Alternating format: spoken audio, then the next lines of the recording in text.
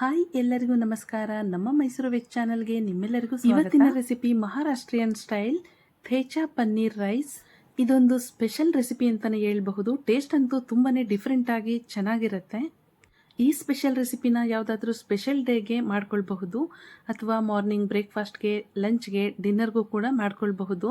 Taste ಅಂತೂ extraordinary ಆಗಿರುತ್ತೆ. ಮನೇಲಿರುವಂತಹ ಚಿಕ್ಕ ಮಕ್ಕಳು, ದೊಡ್ಡವರು ಎಲ್ಲ ತುಂಬಾನೇ ಇಷ್ಟಪಟ್ಟು ತಿಂತಾರೆ. ಹಾಗಾದರೆ ಇಷ್ಟೊಂದು ಟೇಸ್ಟಿಯಾಗಿರುವಂತಹ ಥೇಚಾ ಪನ್ನೀರ್ ರೈಸ್ನ ಮಾಡೋದು ಹೇಗೆ ಅಂತ ನೋಡೋಣ ಬನ್ನಿ. ಮೊದಲಿಗೆ ನಾವಿಲ್ಲಿ 200 ಗ್ರಾಮ್ ಪನ್ನೀರನ್ನು ತೊಗೊಂಡಿದ್ದೀವಿ. ಸೊ ಪನ್ನೀರನ್ನು ನಾವು ಈ ಸೈಜಾಗಿ ಕಟ್ ಮಾಡ್ಕೊಂಡಿದ್ದೀವಿ. ಈ ಥರ ಕ್ಯೂಬ್ ಆಗಿ ಸ್ಮಾಲ್ ಸೈಜಲ್ಲಿ ಕಟ್ ಮಾಡಿಕೊಂಡ್ರೆ ಸಾಕಾಗುತ್ತೆ. ಪನ್ನೀರನ್ನು ತುಂಬ ದೊಡ್ಡದಾಗಿ ಕಟ್ ಮಾಡಿಕೊಂಡ್ರೆ ಟೇಸ್ಟ್ ಅಷ್ಟು ಚೆನ್ನಾಗಿರೋದಿಲ್ಲ. ಈ ರೀತಿ ಚಿಕ್ಕದಾಗಿ ಕಟ್ ಮಾಡಿಕೊಂಡ್ರೆ ಮಸಾಲೆ ಎಲ್ಲ ಚೆನ್ನಾಗಿ ಹಿಡ್ಕೊಳ್ಳುತ್ತೆ. ಸೊ ಇದನ್ನು ನಾವು ಒಂದು ಕಡೆ ಇಟ್ಕೊಂಡಿದ್ದೀವಿ. ಇದ್ರ ಜೊತೆಗೆ 3 ಟೊಮೆಟೊನ ಕಟ್ ಮಾಡಿ ಇಟ್ಕೊಂಡಿದ್ದೀವಿ. ಟೊಮೆಟೊನ ನಾವಿಲ್ಲಿ ಈ ರೀತಿ ಸ್ಲೈಸ್ ಆಗಿ ಕಟ್ ಮಾಡಿಕೊಂಡು ಇಟ್ಕೊಂಡಿದ್ದೀವಿ. ಇದ್ರ ಜೊತೆಗೆ 2 ಕ್ಯಾಪ್ಸಿಕಮ್, 2 ದೊಡ್ಡ ಈರುಳ್ಳಿ, 2 ಕ್ಯಾರೆಟ್, 3ರಿಂದ 4 ಬೇಬಿ ಕಾರ್ನನ್ನು ಈ ರೀತಿ ಕಟ್ ಮಾಡಿಕೊಂಡು ಇಟ್ಕೊಂಡಿದ್ದೀವಿ. ಈಗ ಒಂದು ಪಾತ್ರೆಯಲ್ಲಿ 2 ಹಿಡಿ ಕಡಲೆ ಬೀಜವನ್ನು ಫ್ರೈ ಮಾಡ್ಕೊಳ್ತಾ ಇದ್ದೀವಿ. ನಾವು ಕಡಲೆ ಬೀಜನ ಹಾಗೆ ಹುರ್ಕೊಳ್ತಾ ಇದ್ದೀವಿ. ಯಾವುದೇ ರೀತಿ ಎಣ್ಣೆನ ಹಾಕ್ಕೊಳ್ತಾ ಇಲ್ಲ. ಕಡಲೆಕಾಯಿ ಬೀಜನ ಈ ರೀತಿ ಚೆನ್ನಾಗಿ ಹುರ್ಕೊಂಡು ಕೂಲ್ ಆದ್ಮೇಲೆ ಇದ್ರ ಸಿಪ್ಪೆ ಎಲ್ಲ ತೆಗೆದು ಇಟ್ಕೊಂಡಿದೀವಿ. ಈಗ ಅದೇ ಪಾತ್ರೆಗೆ 5ರಿಂದ 6 ಹಸಿಮೆಣಸಿನಕಾಯಿನ ತಗೊಳ್ತಾ ಇದ್ದೀವಿ. ಖಾರ ಜಾಸ್ತಿ ಬೇಕು ಅಂದ್ರೆ ಇನ್ನೂ ಸ್ವಲ್ಪ ಹಸಿಮೆಣಸಿನಕಾಯಿ ಕ್ವಾಂಟಿಟಿನ ಜಾಸ್ತಿ ಮಾಡ್ಕೊಳ್ಳಿ. 1 ಬೆಳ್ಳುಳ್ಳಿಯನ್ನ ತಗೊಂಡಿದ್ದೀವಿ. ಹಾಗೆ ಸ್ವಲ್ಪ ಶುಂಠಿನ ನಾವು ಜಾಸ್ತಿ ಹಾಕೊಳ್ತಾ ಇಲ್ಲ, ಜಸ್ಟ್ ಫ್ಲೇವರ್ಗೆ ಸ್ವಲ್ಪ ಹಾಕೊಂಡಿದೀವಿ. ಇದನ್ನು ಕೂಡ ನಾವು ಎಣ್ಣೆ ಹಾಕೊಳ್ದೇನೆ ಹಾಗೆ ಡ್ರೈ ರೋಸ್ಟ್ ಮಾಡ್ಕೊಳ್ತಾ ಇದ್ದೀವಿ. ಮೀಡಿಯಂ ಫ್ಲೇಮ್ನಲ್ಲೇ ಒಂದು 10 ಸೆಕೆಂಡ್ ಫ್ರೈ ಮಾಡ್ಕೊಂಡ್ಮೇಲೆ ಕೊತ್ತಂಬರಿ ಸೊಪ್ಪಿನ ಸ್ಟೆಮ್ಸನ್ನು ನಾವು ಇಲ್ಲಿ ಹಾಕ್ಕೊಳ್ತಾ ಇದ್ದೀವಿ. ಕೊತ್ತಂಬರಿ ಸೊಪ್ಪಿನ ಸ್ಟೆಮ್ಸನ್ನು ಹಾಕ್ಕೊಳ್ಳೋದ್ರಿಂದ ಟೇಸ್ಟು ತುಂಬಾ ಚೆನ್ನಾಗಿ ಬರುತ್ತೆ, ಫ್ಲೇವರ್ ಕೂಡ ಚೆನ್ನಾಗಿರುತ್ತೆ. ಇದನ್ನೆಲ್ಲ ಹೀಗೆ ಎಣ್ಣೆ ಹಾಕ್ಕೊಳ್ತಾನೆ ಹಾಗೆ ಡ್ರೈ ರೋಸ್ಟ್ ಮಾಡ್ಕೊಳ್ತಾ ಇದ್ದೀವಿ.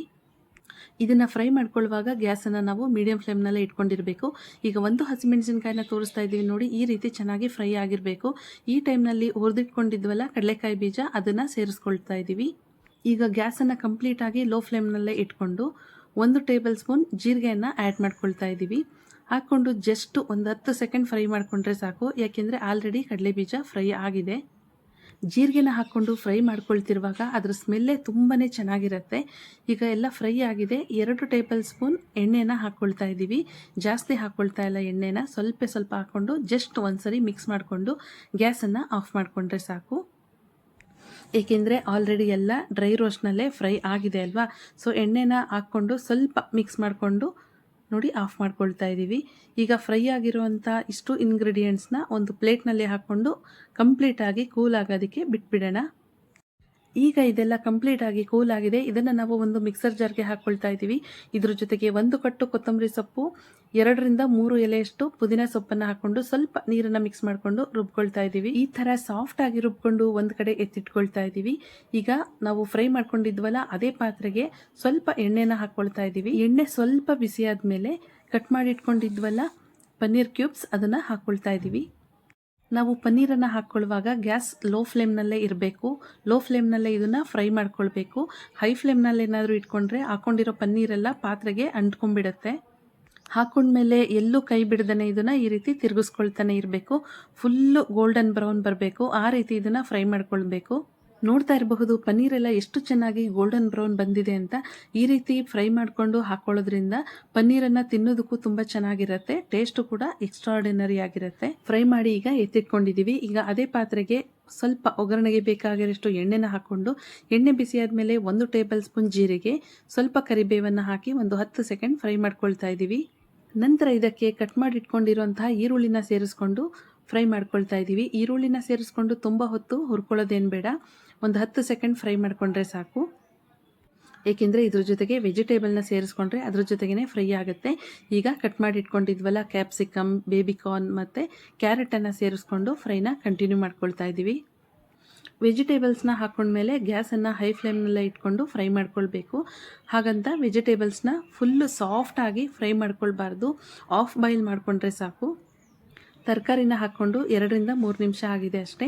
ಈಗ ಇದಕ್ಕೆ ಕಟ್ ಮಾಡಿ ಇಟ್ಕೊಂಡಿದ್ವಲ್ಲ ಟೊಮೆಟೊ, ಅದನ್ನು ಸೇರಿಸ್ಕೊಂಡು ಮತ್ತೆ ಮಿಕ್ಸ್ ಮಾಡಿಕೊಂಡು ಫ್ರೈ ಮಾಡ್ಕೊಳ್ತಾ ಇದ್ದೀವಿ.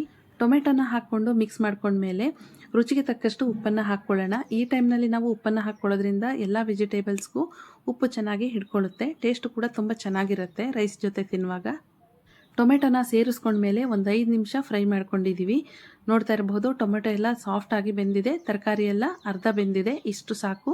ಈಗ ಗ್ಯಾಸನ್ನು ಮೀಡಿಯಂ ಫ್ಲೇಮ್ನಲ್ಲಿ ಇಟ್ಕೊಂಡು ರುಬ್ಬಿಟ್ಕೊಂಡಿದ್ವಲ್ಲ ಪೇಸ್ಟ್, ಅದನ್ನು ಹಾಕ್ಕೊಳ್ತಾ ಇದ್ದೀವಿ.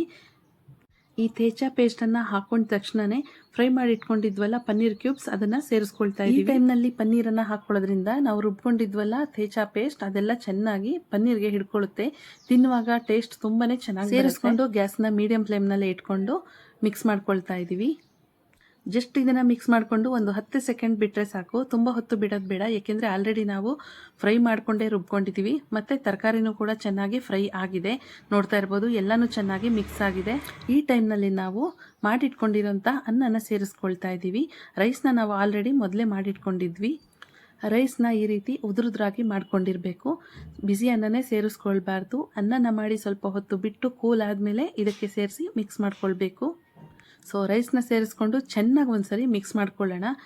ಗ್ಯಾಸನ್ನು ಕಂಪ್ಲೀಟಾಗಿ ಲೋ ಫ್ಲೇಮ್ನಲ್ಲೇ ಬಿಟ್ಟು ಮಿಕ್ಸ್ ಮಾಡಿಕೊಂಡ್ರೆ ಆಯಿತು. ಕೊನೆಯದಾಗಿ ಇದಕ್ಕೆ ನಿಂಬೆಹಣ್ಣನ್ನು ಸೇರಿಸ್ಕೊಳ್ತಾ ಇದ್ದೀವಿ. ಅರ್ಧ ಹೋಳು ನಿಂಬೆ ರಸವನ್ನು ಸೇರಿಸ್ಕೊಂಡು ಮತ್ತೆ ಮಿಕ್ಸ್ ಮಾಡ್ಕೊಳ್ತಾ ಇದ್ದೀವಿ. ಈ ಟೈಮ್ನಲ್ಲಿ ಉಪ್ಪೇನಾದರೂ ಕಡಿಮೆ ಇದ್ದರೆ ಸೇರಿಸ್ಕೊಳ್ಬಹುದು. ಸೇರಿಸ್ಕೊಂಡು ಮಿಕ್ಸ್ ಮಾಡಿಕೊಂಡ್ರೆ ಆಯಿತು. Maharashtrian style ಥೇಚಾ paneer rice ready. ನೋಡೋದಕ್ಕೆ ಎಷ್ಟು ಚೆನ್ನಾಗಿದೆಯೋ, ತಿನ್ನೋದಕ್ಕೂ ಕೂಡ ಅಷ್ಟೇ ಟೇಸ್ಟಿಯಾಗಿರುತ್ತೆ. ಮಾಡಿಕೊಟ್ಟು ನೋಡಿ, ಮನೆಯವರೆಲ್ಲ ತುಂಬಾ ಇಷ್ಟಪಟ್ಟು ತಿಂತಾರೆ. ನೋಡಿದ್ರಲ್ಲ ಥೇಚಾ ಪನ್ನೀರ್ ರೈಸ್ನ ಮಾಡೋದು ಹೇಗೆ ಅಂತ. ಈ ರೆಸಿಪಿ ನಿಮ್ಮೆಲ್ರಿಗೂ ಇಷ್ಟ ಆಗಿದ್ರೆ ನಮ್ಮ ಚಾನಲ್ನ ಲೈಕ್ ಮಾಡಿ, ಶೇರ್ ಮಾಡಿ, ಸಬ್ಸ್ಕ್ರೈಬ್ ಮಾಡಿ, ಪಕ್ಕದಲ್ಲಿರುವಂತಹ ಬೆಲ್ಲೈಕನನ್ನು ಕ್ಲಿಕ್ ಮಾಡಿ. ನಿಮ್ಮ ಫ್ರೆಂಡ್ಸ್ಗೂ ಫ್ಯಾಮಿಲಿ ಮೆಂಬರ್ಸ್ಗೂ ಈ ವಿಡಿಯೋನ ಶೇರ್ ಮಾಡಿ. ಮತ್ತೊಂದು ಹೊಸ ರೆಸಿಪಿಯೊಂದಿಗೆ ನಾನು ನಿಮಗೆ ಸಿಗ್ತೀನಿ. ಅಲ್ಲಿವರೆಗೂ ಥ್ಯಾಂಕ್ ಯು ಆಲ್.